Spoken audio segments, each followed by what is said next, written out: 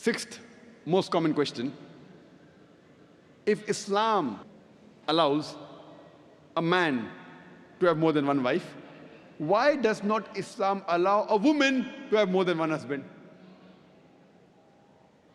As far as marrying women is concerned, the categories of women a man can marry is clearly specified in Surah Nisa, chapter 4, verse number 22 to 24.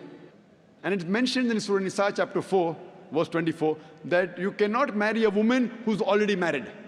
That means in Islam, a woman cannot have more than one husband.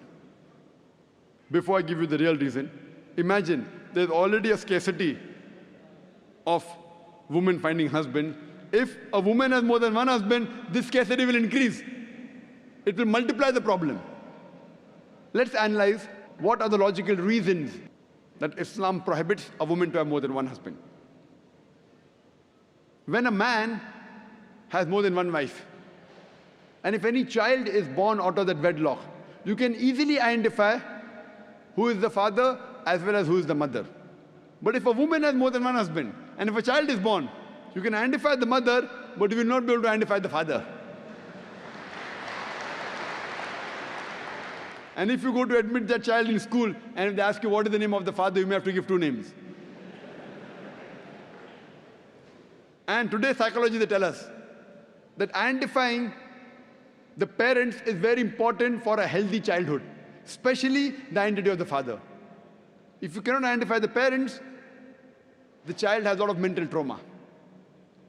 Today, after science has advanced, I'm aware that there is DNA testing and genetic testing, where you can identify who is the father and who is the mother, though it's not very accurate. But even if I agree that maybe after a few years it becomes accurate, yet it has happened recently. All these years it wasn't there. And this is not the only reason why a woman is not allowed to have more than one husband. There are various other reasons.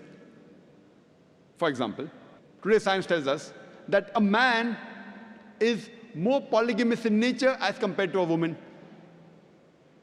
Today science tells us that because of the various behavioral and psychological changes that take place in a woman during menstrual cycle, she cannot do the role of multiple wives simultaneously. Whereas a man, he can do the role of multiple husbands simultaneously. Furthermore, if a woman has more than one husband or more than one sexual partner, and if all of them are loyal to each other, yet there are high chances that venereal diseases and sexual transmitted disease will emerge, and it can be retransmitted back to the man. Whereas if a man, today medical science tells us that if a man has more than one sexual partner, has more than one wife, and if all of them are loyal to one another, there are hardly any chances of venereal diseases or sexually transmitted diseases emerging in them. So scientifically also, and medically, it's no problem for a man to have more than one wife, but it's problematic for a woman to have more than one husband.